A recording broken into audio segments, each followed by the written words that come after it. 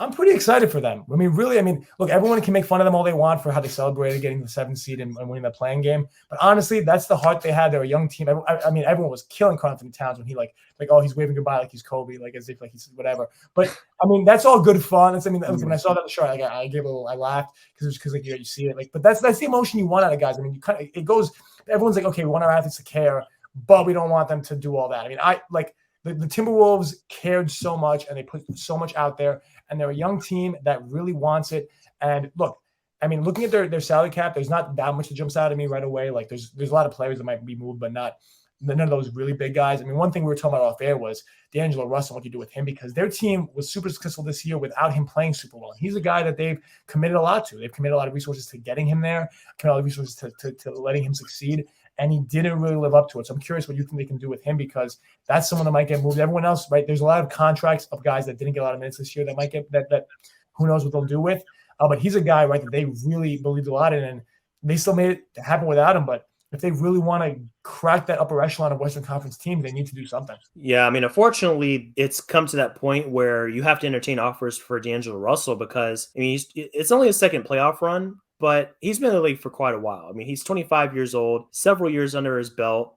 We're talking about a guy that has, 6 years of experience. So, you expect him to be better than he was. It was just unfortunate to see him just be so unengaged sometimes in that playoff series against Memphis. He went through stretches where he was invisible. It's really tough to maximize D'Angelo Russell sometimes because he's not a great defender. He's not a great off-ball mover. He's not going to rebound all that great. So, he has to be engaged on the ball to be making a contribution consistently. And that's a challenge when you have a guy like Anthony Edwards on the roster, because guess who's getting the rock down the stretch? Not D'Angelo, maybe in Brooklyn, but in Minnesota, Ant-Man is the man. So his role shifted and he became more of a facilitator. He did average 7.1 assists this season, which put him at a pretty much a career high in assists per game. So he became more of a, let me kind of sit back and make plays for other people, kind of like Harden's done this season. He's kind of pulled off the gas in terms of his scoring to allow Ant-Man to get more of the share of the touches and put the ball in the basket. But for D'Angelo, sometimes you got to be assertive. You got to command the ball, and you really got to go out there and make plays, which he didn't. He shot decently enough from three, 38% from three, but, his 2-point percentage was miserable. He shot under 30% from 2-point range. That's just not going to get it done.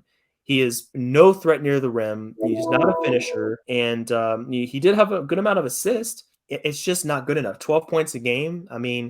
Let's go look at the numbers. The numbers reveal all. What do they say? Men lie, women lie, numbers don't. For D'Angelo, that $30 million this season, that doesn't lie. That's $30 million. So I expect more from you in the playoffs than to shoot 29% from two and average 12 points a game. It's just not really enough for that kind of salary. And luckily for the Wolves, this could work in their favor. He's an expiring contract next year, so he makes $31 million. But then he's a free agent. So I think his value is a little bit higher than if he had 2 or 3 years left on this deal, which is a good thing to see for him. What's good about this season, how it ended, is they didn't pay the tax. Like when you don't pay the tax, just go ask the Nuggets. That's always a great thing. So they finished $785,000 under the tax, which is a very small amount, but they made it happen. Now for next season, it depends on what they want to do, because as of now, with the salaries they have on their books, they're $26 million under the tax. So they could find themselves under the tax, especially if they trade D'Angelo for a smaller salary, which they could do. So I think that kind of also relates to that big need that they have. I think they need more of a steady presence at the point guard spot going into next season. So I think that's one of their biggest needs. They need to address that in a trade. I don't know how you're feeling about what they need to take care of in free agency, but I think they need a more consistent player, someone that puts some kind of pressure on the rim at the point guard spot, especially in today's NBA. You're going to get exposed in the playoffs, and a guy named John Morant doesn't have that problem. So hopefully the Wolves can address that here in free agency or via trade. It's fun talking about a team like this because I mean, a lot of these young teams, we look at them and we go, okay, well, they're young and let's see what happens. But there's just so much work that has to be done to get them to wherever they need to be, right? It's not just, okay, they're young, let's just wait. It's not just a waiting game. There's actually moves that have to be made and a lot of decisions that have to be made with that. One thing the Timberwolves have going for them is, it's funny, like we're talking about all these teams and their outlook. So, I mean, we do have to pull up just the average age thing is kind of a fun metric, but they're the third youngest team in the league by a pretty good margin in terms of between the fourth, fifth, and all those other teams. But the Grizzlies and Thunder are ahead of them by 0.1 each. It's 24.1 for the Thunder, 24.2 for the Grizzlies, and 24.3 for the Minnesota Timberwolves. So we're looking at a team that's super, super young.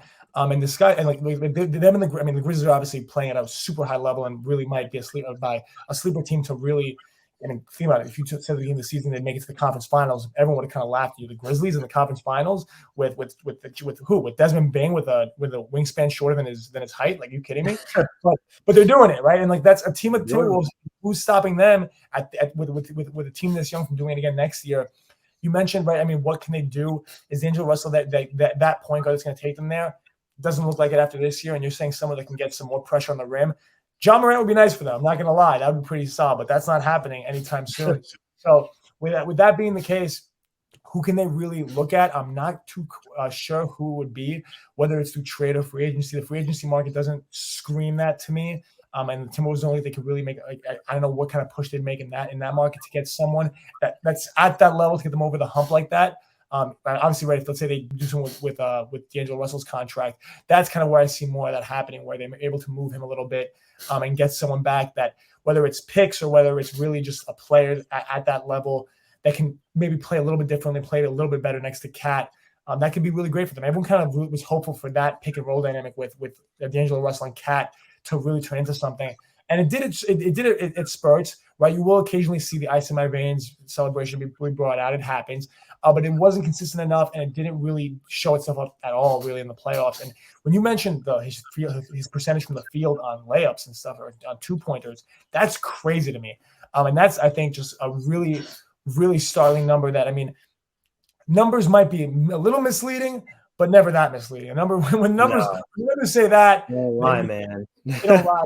At that point, numbers are really something you got to pay attention to at that point. So that being said, they really should look to make a move in that case. And I mean, and they really almost kind of have their hand forced in that regard, because even though they're that young, I mean, the clock's ticking. The Father Time waits for no one.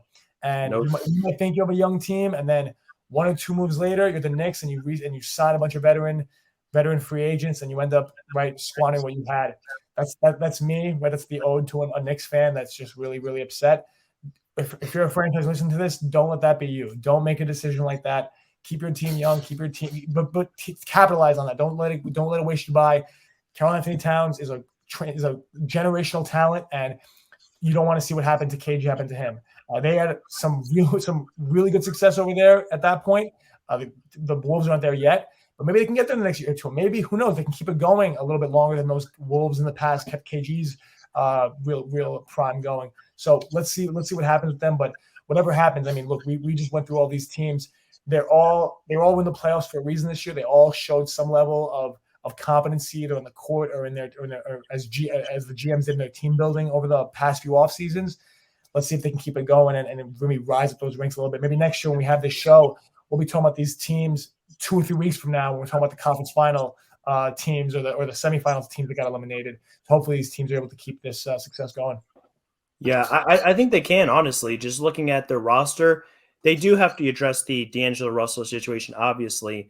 I mean, and they can take their time. They don't have to do something this offseason. Maybe they wait till the trade deadline for next season to pull the trigger, wait and see if somebody else becomes available. But I think to kind of end off the Wolves discussion, I think the one major point in their favor, something they discovered that hasn't really been a part of the Timberwolves for years now, is the depth component and the grittiness and the guys that want to do the little things and really build behind Cat and not have him have to do everything. I think that was a huge development for them. I think the biggest development, because you go back and look at Cat's career, I mean, he was the guy, especially before they drafted Edwards. I mean, he was the guy. I mean, he was on an island.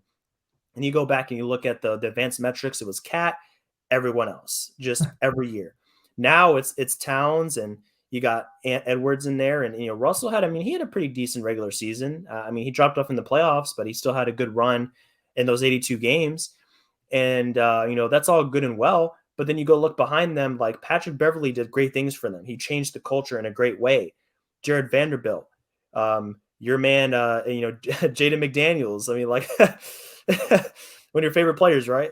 One of my favorite players that cost me a sports business classroom first place finish a couple of years ago in the trade more. But let's not go. You were on a roll there until you brought that up. That's let's keep the good vibes going. I won't weigh you down with that guy. But yeah, across the roster, I mean, just great pieces all around. So I think Naz Reid backing up Towns. I mean, he's got a non-guaranteed deal. It's only worth $1.9 million. So very, very good team-friendly deal behind Cat. I think that's something else I wanted to highlight real quick. Jaden Noel, coming off the bench and being a good scorer for them. We can't, just disregard Malik Beasley, still under contract for 2 more years. So you go look at the depth. I mean, they have guys that can throw in behind Cat, behind Edwards, and still get good production. So for the Wolves fans rejoice. There's depth, there's hope, there's a reason to be happy in this front office and in this team beyond your franchise player.